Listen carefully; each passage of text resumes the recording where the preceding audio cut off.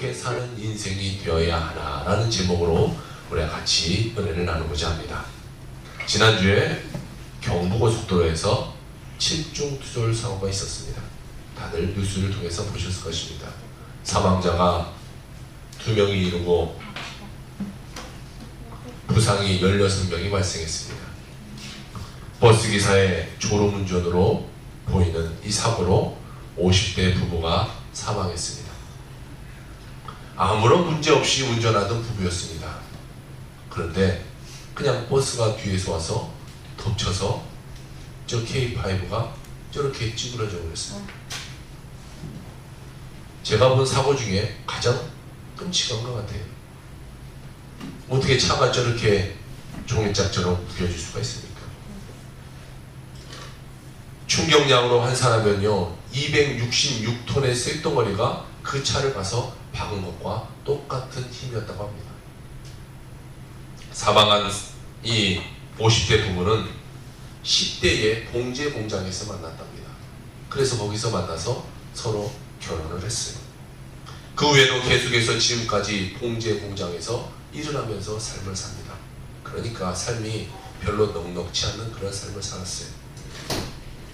아들이 하나 있었는데 아들이 장가를 가서 이제 10월 달에 첫 손주가 태어날 것을 기대하면서 삶을 살았어요.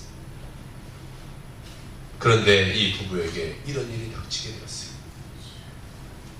이 부부에게 저 찌그러진 차는 생애 첫 차였습니다. 5년 전 그들이 그렇게 힘들게 벌어서 저 차를 장만했어요. 처음에 저 차를 샀을 때는 그들이 얼마나 기뻤을까요? 세상적인 기쁨이 얼마나 있었을까요? 얼마나 행복했을까요? 저것을 타고 여기저기 다닐 기쁨에 얼마나 좋았겠습니까? 그런데 저런 일이 일어날지는 않았겠습니까? 저 부부는 시간이 나면 주말에 여행을 다니곤 했습니다. 이번 사건도 충청도로 여행을 갔다가 오는 길에 저런 일을 당하게 됐습니다. 남편은 신장이 좋지 않았어요. 그래서 늘 투석을 받는 그런 상황 가운데 있었어요. 이들은 늘 안전운전을 했습니다. 이 남편은 50km, 60km 정도 가다가 늘 휴게소에 들려서 쉬고 갈 정도로 늘 안전운전을 하는 사람이었어요. 자, 그렇게 자기는 안전운전했어요. 늘 정규속도를 지키고 얼마 가지 않아 쉬고 가고 또 쉬고 가고. 그런데도 이런 사건이 일어납니다. 자신의 전혀 잘못이 아닌 뒷버스의 잘못으로 인해서 0.2초 만에 죽음을 맞이하게 됐습니다. 여러분, 이것을 보면 인생은 얼마나 허무합니까? 본인의 실수도 아닙니다. 타인의 실수로 인해서 저 사람들은 죽은지도 모르고 죽지 않았겠어요. 0.2초 만에 죽었으니까, 박으면서 0.2초 만에 죽었으니까 뭐 죽은지는 알고 죽었겠습니까? 저는 이 기사를 강남에서 봤어요. 이 핸드폰을 보다가 이런 사고가 났다는 소식을 들었어요. 그런데 이 사고 장소는 제가 20분 전에 지나왔던 장소였습니다. 지나가서 강남에 도착해서 보니까 이 기사가 뉴스에 떠 있었어요. 그러면서 생각했어요. 어쩌면 나도 저 자리에 있을 수도 있겠구나. 아니, 금방 제가 지나왔던 자리입니다. 그런데 그 자리에서 저런 엄청난 끔찍한 사고가 일어났다는 거예요. 제 생애에 죽음이라는 단어를 가장 심각하게 고민했던 한 주가 되는 것 같아요. 개척도 1년도 안 되는 이 상황에서 만약 제가 저런 상황 가운데 죽었다고 해봅시다. 교회는 어떻게 되겠습니까? 또 우리 교인들은 어떻게 됩니까? 또 저희 가족은 어떻게 됩니까? 많은 고민을 해봤어요. 저런 문제를 당할 수도 있겠구나. 저는 그러면서 생각했습니다. 인생이 과연 뭘까? 어떻게 우리가 살아가는 것이 정말 잘 사는 걸까라는 생각을 해봤습니다. 사랑하는 성도 여러분, 내 뜻대로 내 마음대로 하루를 즐기면서 살아가는 인생은 허무입니다. 내 마음대로 내 뜻대로 내 좋을 대로 살아가는 것은요, 내 생활 가운데 남는 것이 하나도 없어요. 우리에게는 아무런 유익이 없다는 것이, 그렇게 살다가 죽으면요, 죄송합니다, 지옥에 가게 되는 것이죠. 그런데 우리의 삶은 뭔가 달라져야 됩니다. 세상의 사람과 뭔가 다른 모습이 있어야 됩니다. 아멘. 세상의 사람들은 그냥 세상으로 나 좋을 것으로 내 뜻대로 이렇게 살아가지만 우리는 뭔가 예수 믿는 사람이라면 다른 모습이 있어야 된다는 생각을 했습니다. 편안함과 눈에 좋은 것을 따라가는 삶이 아니라 하나님이 주시는 그 사명대로 우리는 삶을 살아가야 된다는 것이죠. 그것이 우리에게 올바른 삶이 되게 되는 것입니다. 그것이 힘들고 어렵습니다. 불편하기도 하고 때로는 괴롭기도 합니다. 그러나 그렇게 살 때 우리의 인생은 오늘 죽어도 후회가 없게 되는 것이죠. 세상 사람처럼 살다가 죽으면 무슨 유익이 있겠습니까? 다행히 우리는 모두 다 예수를 믿습니다. 정말 천만 다행 중에 하나입니다. 그런데 믿지 않는 사람과는 다른 미래가 우리가 있지만 우리는 예수 믿는 것, 교회에 정을 두고 있는 것, 이것에 만족하는 삶을 살아서만은 안 된다는 거죠. 어디 가서 이력서에 기독교 이거 하나 쓸 수 있는 것에 내가 만족해서는 안 된다는 것입니다. 더 중요한 것은 내가 예수 믿고 오늘 하루도 사명대로 살아가고 있느냐를 생각해 봐야 되는 것입니다. 내가 오늘 하루 정말 예수 믿는 사람처럼 삶을 살아가고 있는가? 아니면 내가 오늘 내 뜻대로 내 마음대로 내가 원하는 대로 삶을 살아가고 있는가? 우리는 생각해 봐야 되는 것입니다. 어느 날 뉴스를 보니까요, 어느 나이 드신 분이 나와서 이런 말을 하대요. 아파서 100살 살면 뭐합니까? 아프지 않고 80, 90 사는 것이 더 낫지 않겠습니까? 라는 말을 하더라고요. 그러면 저는 생각했습니다. 우리 인생도 마찬가지구나. 오래 사는 것이 중요한 것이 아니라 우리가 하루를 살아도 말씀대로 살아가는 것이 정말 중요하겠다는 생각을 해봤습니다. 오늘 우리는 성경의 5명의 인물을 보며 우리 인생을 과연 어떻게 살아가야 될지를 같이 한번 생각해 보기를 원합니다. 첫 번째는 왕의 우상 숭배 명령을 거역한 세 청년의 이야기입니다. 중동의 일대를 다 석권하고 천황 왕국으로 자부하는 바벨론의 왕 느부갓네살의 왕이 있었습니다. 이는 수도에 자기 모습과 똑같이 생긴 금 우상을 세워놓고 모든 사람은 그 동상 앞에서 엎드려 절하게 만들어놨습니다. 느부갓네살 왕이 이 두라 평지에 자기의 똑같은 모습의 금으로 만든 신상을 만들었는데 얼마나 크게 만들었냐면 높이가 30m입니다. 어마어마하게 큰 금신상을 만들어놨어요. 그리고 그 높은 두라평지 위에 그것을 만들어놨으니까 어느 곳에 있든 사람들이 다 그것을 볼 수 있도록 만들어놨어요. 그래서 그것을 볼 때마다 엎드려 절하게 만들었어요. 그리고 군중들이 보는 가운데 저곳에 불구덩이를 만들어놨습니다. 그리고 그곳에 맹렬히 타는 풀무불을 팍 태워서 너희들이 만약에 이곳에 절하지 않으면 잡아다가 이 풀무불에 던지겠다라고 말을 해놨습니다. 바벨론의 포로로 잡혀온 사드락과 메삭과 아벤느고는 엄청나게 머리가 좋은 사람이었습니다. 요즘으로 말하면 이 도지사격에 그 자격이 주어진 사람들이 바로 이 사람들이었습니다. 이 세 청년은 서로 언약한 것이 있었습니다. 우리는 절대로 우상에게 절하지 말자. 이것을 세 명이 약속을 했어요. 우리나라가 망해야 된 것이 무엇이냐? 우리는 우상을 숭배해서 우리나라가 망하지 않았느냐? 그러니까 우리는 절대로 우상 숭배하지 말자. 그래서 음악 소리가 온 날에 울려 퍼질 때, 우와, 음악 소리가 날 때 모든 사람들은 엉덩이를 저 높이 하늘로 치켜들고 손을 땅바닥에 대고 다 엎드려서 그 금신상에 절을 합니다. 무엇을 하든지 간에 음악 소리만 나기만 하면 그것에 엎드려서 절을 해야만 했어요.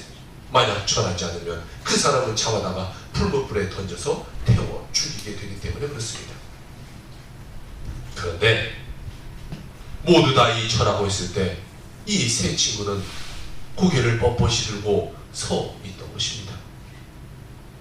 다른 동료들이 그들을 시기했어요. 그들을 질투하는 중이었는데 그 모습을 보니까 참 좋은 기회가 왔구나 라고 생각을 했어요. 그래서 즉시 그들이 느부갓네살 왕에게 찾아갑니다. 왕이여, 왕이여, 왕에게 도전하는 자가 있습니다. 또 우리의 신에게 도전하는 자가 있습니다. 그런 자는 본때를 모여서 이 풀무불에 갖다 넣어버려야 됩니다. 그래야 많은 사람들이 왕을 존경할 거 아닙니까? 왕이 들으니까 너무 좋지 않습니까? 나만을 섬기라고 말하는 게 너무 좋았어요. 그런데 왕이 그 말을 들으니까 또 한편으로는 분개했어요. 왜? 이 세 명의 이 도지사격인 사람들이 자기 밑에 수하에 있는 사람인데 자기의 말을 듣지 않는다는 것에 화가 났어요. 저런 사람들이 도지사격으로 있다니 내가 사람을 잘못 뽑았구나. 그래서 사드락과 메삭과 아벤노를 끌고 오라고 했습니다.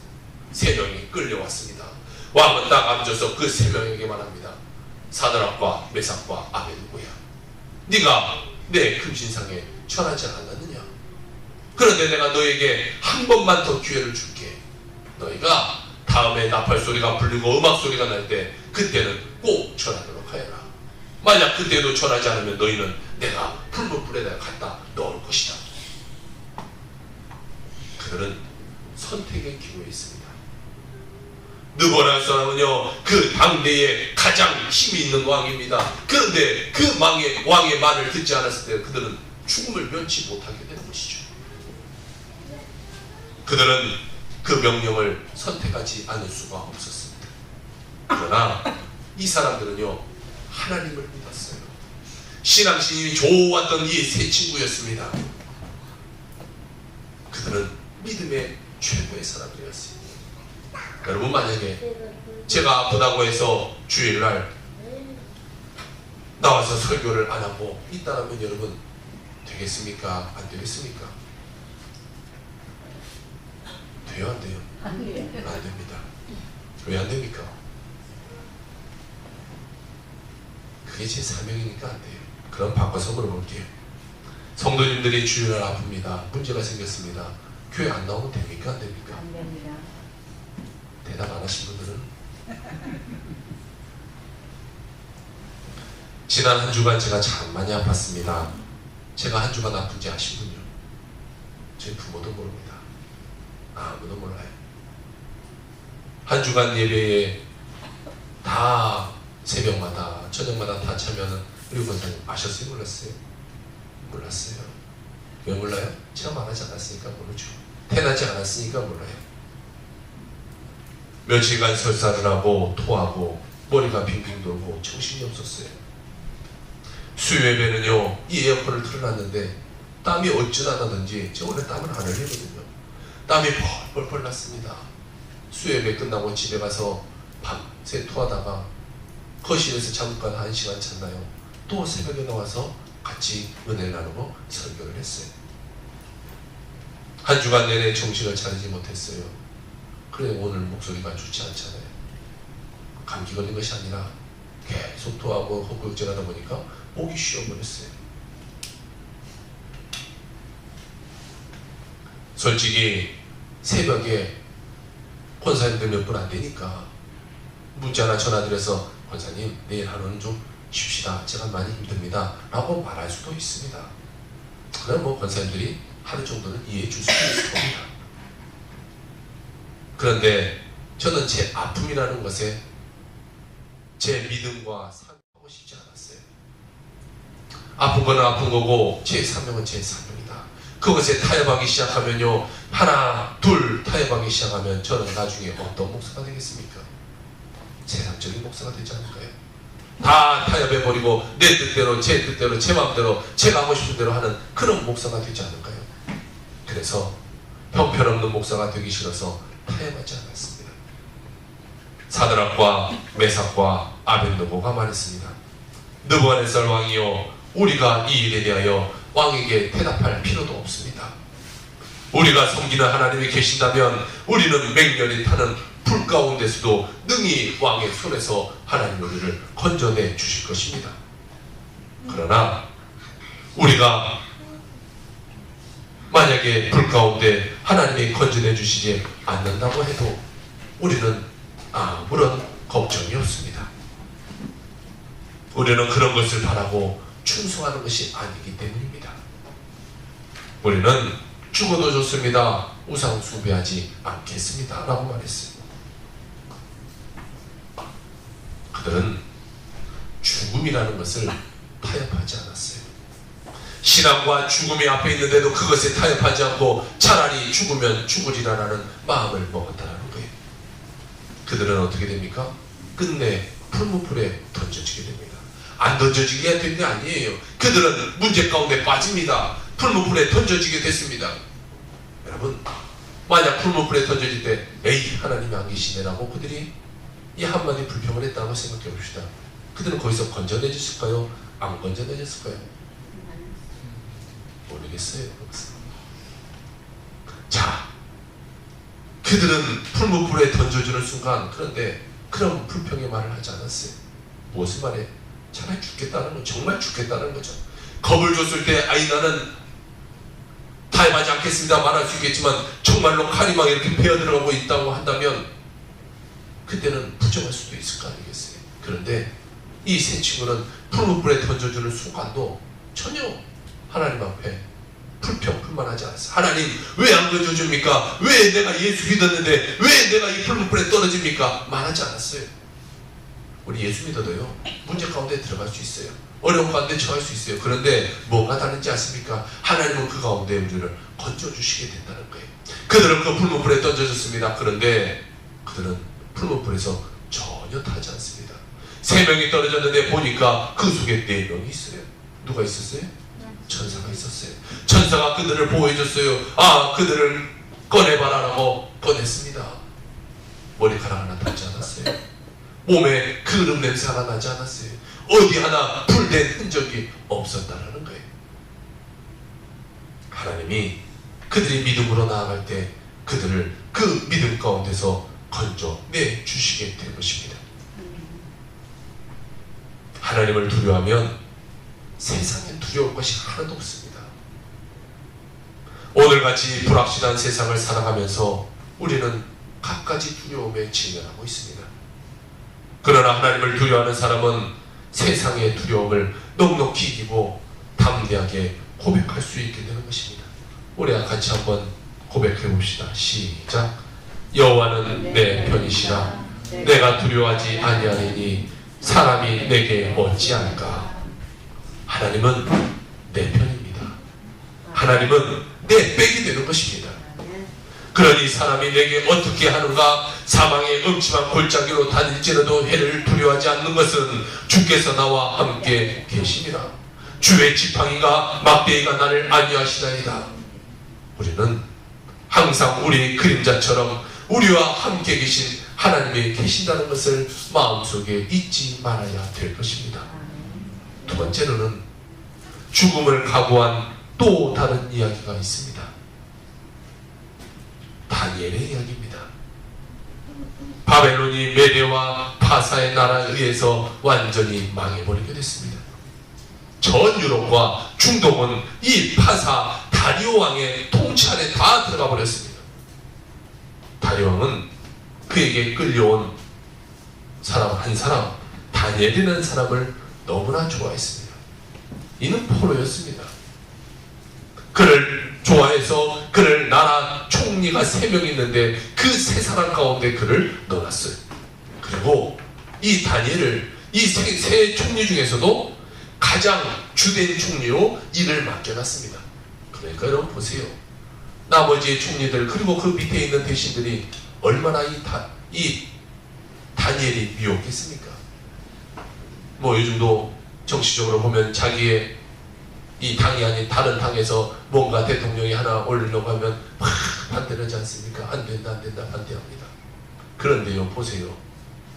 다른 나라에서 온 포로를 가장 왕 다음에 위로 올려놨으니까 얼마나 시기 질투가 있겠어요? 얼마나 미워했겠어요? 분노가 굉장했습니다. 그런데 이 다니엘은 하루에 3번씩 기도를 했어요. 아침, 점심, 저녁 문을 활짝 열어놓고 하나님께 기도하는 사람이었어요. 그 사람들이 왔습니다. 그렇구나, 이거구나. 이는 신앙으로 이를 때려눕혀야겠구나. 다리오 왕에게 찾아갑니다. 왕이여 왕은 천하에 비교할 수 없는 가장 높은 왕인데 누구든지 왕에게 불경한 행동을 한다면 그는 죽여야 되지 않겠습니까? 그러므로 오늘부터 시작해서 30일 동안 어떤 신이나 어떤 우상에게 절한다고 또 기도한다고 하면 그는 잡아서 사자굴에 쳐 넣는 것이 어떻겠습니까? 왕의 권위가 세워져야 됩니다. 왕의 권위가 없어지면 우리 이 통치는 이루어지지 않을 것입니다. 왕이 보니까 자기를 위해서 이렇게 말해주니까 기분이 좋아졌어요. 이 왕이 최고입니다. 왕이 최고입니다. 왕의 권위가 살아야 됩니까? 하니까 얼마나 기분이 좋겠어요. 그래서 그 조서의 도장을 꽉 짓습니다.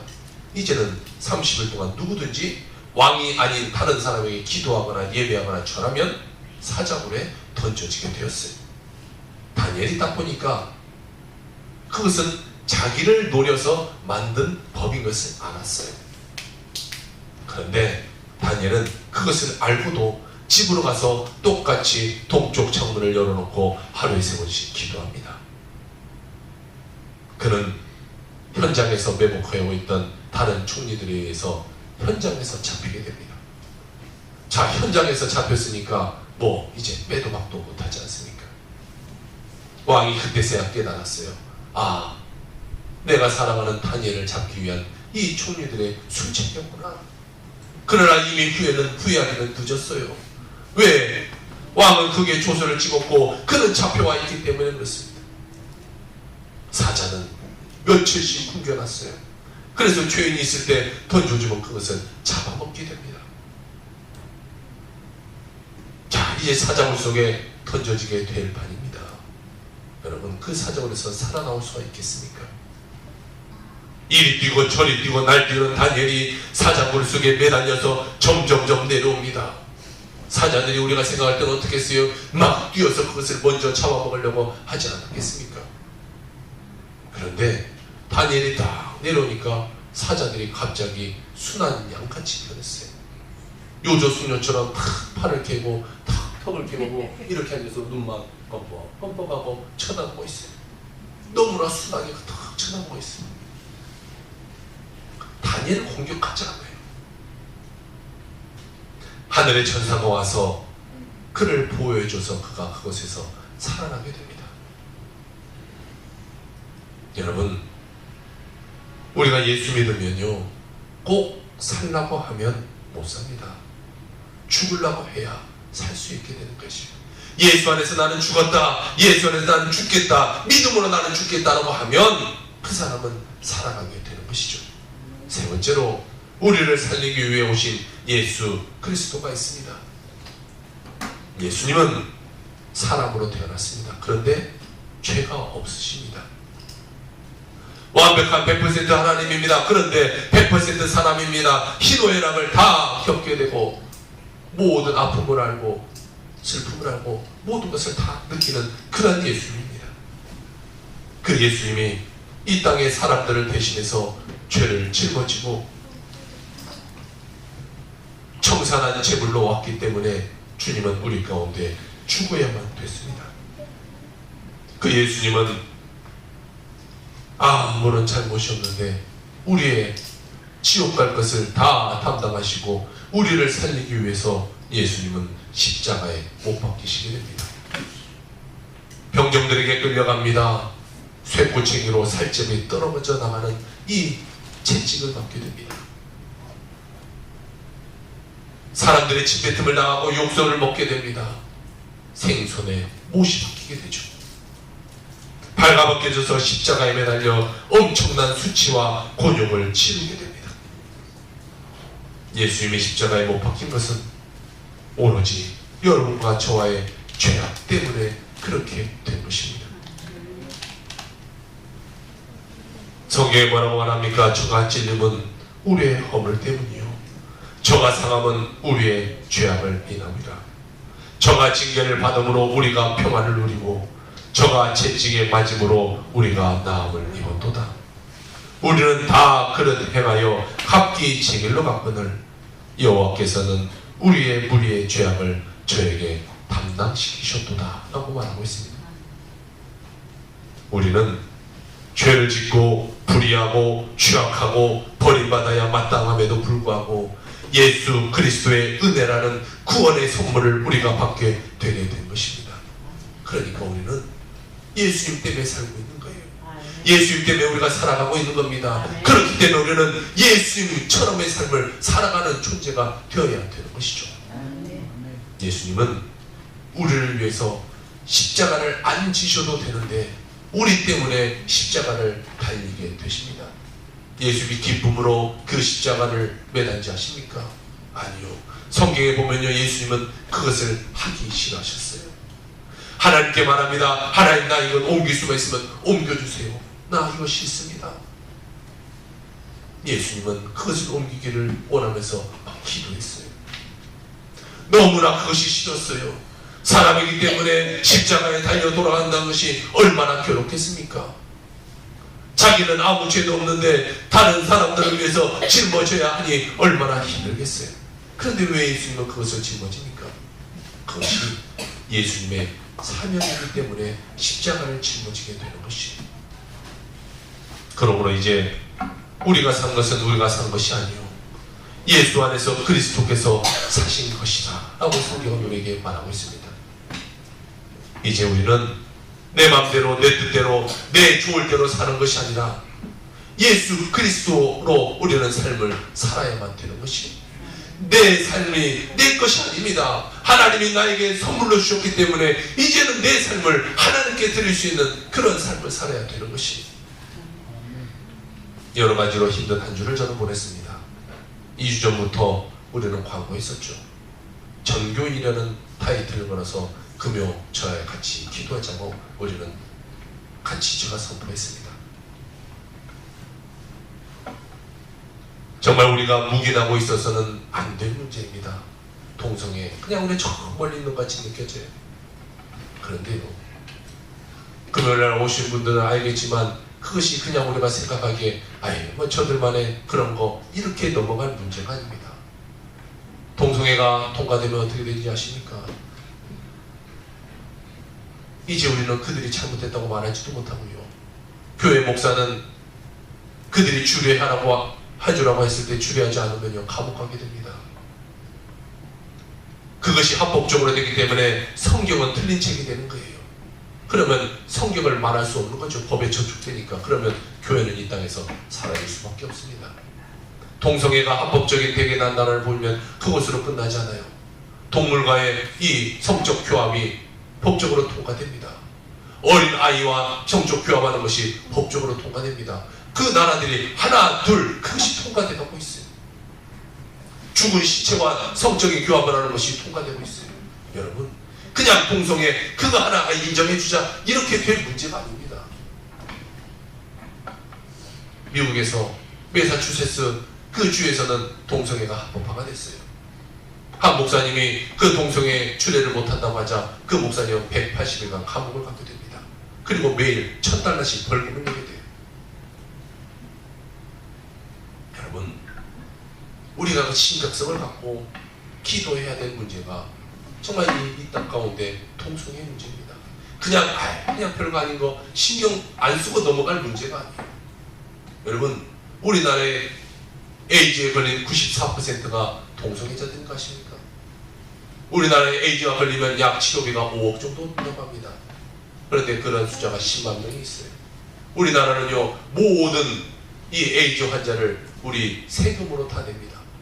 그들의 세금, 우리의 세금이 그들에게 50조가 가고 있어요. 4배, 5배. 요즘 최근 몇 년에는 예전보다 40배가 늘었어요. 전 세계적으로는 에이즈가 줄어가고 있는데 우리나라는 기하급수적으로 늘어가고 있어요. 이런 가운데 그런 법이 통과되면 어떻게 되겠어요? 그런 심각성을 가지고 우리 같이 기도하자라고 했던 겁니다. 많은 영상 자료를 준비하고 많은 문건들을 준비했습니다. 그런데요, 우리가 작은 교회지만 앞으로 우리가 사회적인 리더가 되자고 우리가 기도하고 있습니다. 또 그런 목표를 가지고 우리가 이 민족을 갖고 같이 기도하기를 소원했습니다. 그런데 여러분, 몇 명 나온지 아십니까? 이 방송이 나가니까 창피해서 몇 명이라고 숫자로 말하지 않을게요. 평소에 나오신 분 외에 한 분도 더 나오지 않았어요. 저는요 금요일날 충격을 먹었습니다. 몸도 아프지 않고 뭐 여러 가지 문제가 힘든 도 있었지만 내가 과연 이들에게 영향력을 미치고 사는 목사인가? 아니면 여기서 선포하고 그냥 이들에게 그냥 한 귀로 듣고 한 귀로 흘러가 버리는 그냥 영향력 없는 그런 목사인가? 2주간이나 강대상에서 선포했는데 어찌 한 사람도 움직이 아닌가? 과연 이런다면 나중에 더 큰 문제가 있을 때 우리가 같이 움직이자고 했을 때 과연 움직일 사람은 몇 명이나 있을까라는 고민을 했습니다. 뭐 여러 가지 문제가 있는 거 압니다. 힘듦이 있는 거 압니다. 얼마나 힘들겠습니까? 얼마나 괴롭겠습니까? 한편으로는 저도 이해가 갑니다. 사실 주일 한번 나오는 것도 쉽지 않다는 거 압니다. 그런데요 금요일날 그 모습을 보면서 참으로 많은 생각을 하게 됐습니다. 지금 이 적응교회 몇 명 안 되는 이 상황 가운데도 영향력을 미치지 못한 목사라면 과연 교회가 커지고 숫자가 많아지면 영향력은 더 없을 것 같은데, 더 떨어질 것 같은데. 금요일 밤 많은 영상을 준비했지만 동성애라는 주제의 영상이었기 때문에 어른보다 아이가 더 많이 참석한 그 가운데 많은 영상을 틀 수가 없었습니다. 그래서 그 중에 골라서 몇 가지만 보고 우리가 80분 동안 뜨겁게 적어주지만 같이 기도했습니다. 사랑하는 성도 여러분, 인생은 영원할 것 같지만 우리는 언젠가 언제 하나님이 부르실지 모릅니다. 우리가 초반에 봤던 그 사고 영상을 봤듯이 잘 가다가 0.2초 만에 세상을 끝날지도 모릅니다. 오늘 우리가 어떻게 될지 모르는 거예요. 세상 사람들처럼 오늘이 마지막이라 마음으로 흥청망청 세상을 살아가서는 안 되는 것입니다. 오늘 하루가 우리 인생의 마지막 날이라는 그런 생각을 가지고 우리는 하나님께 충성하면서 살아가는 그런 인생이 되어야 됩니다. 오늘 하루가 하나님이 나에게 마지막 주는 날이야. 또 내일 하루가 오늘 하루가 나에게 하나님이 마지막으로 주는 날이야 라고 생각한다면 매일매일의 삶을 충성할 수 있지 않겠습니까? 내 삶이 많이 남았다고 생각하니까 오늘 하루 내가 하나님 앞에서 범죄하고 하나님 앞에서 멀어지고 내일 하지, 다음에 하지 하고 넘어가지 않습니까? 사랑하는 성도 여러분, 여러분들에게 일어나는 그 어떤 일보다 하나님이 우선되기를 간절히 부탁을 드립니다. 하나님이 여러분의 최우선이 되길 원합니다. 이것이 무너지면요 다 무너지는 거예요. 우리가 세상 가운데 조금씩 타협하다 보면요 여러분 다 무너지는 거예요. 바늘도둑이 소도둑 된다고 하지 않습니까?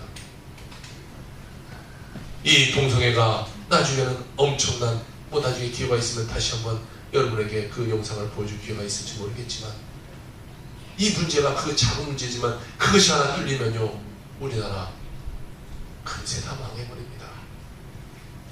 교회는 이 땅 가운데 사라져버리게 되는 거예요. 선교사를 제 두 번째로 많이 파견한 이 나라 가운데 교회가 들어설 수가 없게 되는 거죠. 목사들은 다 잡혀서 감옥 가 있을 겁니다. 여러분들도 다 법적으로 저촉이 되는 거죠. 그러므로 인해서 우리는 적은 것에 타협하는 생활을 하면 안 되는 거죠. 적은 것이지만 그것을 믿음으로 또 이겨내고 적은 것이지만 또 이겨낼 때 이런 큰 믿음의 사람이 되게 될 수 있게 되는 것입니다. 사랑하는 성도 여러분, 살고자 하는 자는 죽게 되고 죽고자 하는 자는 살게 되게 될 것입니다. 하나님 앞에서 여러분의 세상적인 삶을 죽이시고 하나님과 더불어 기쁨의 삶을 살아가는 여러분의 평생의 인생이 되기를 주의 이름으로 축원합니다.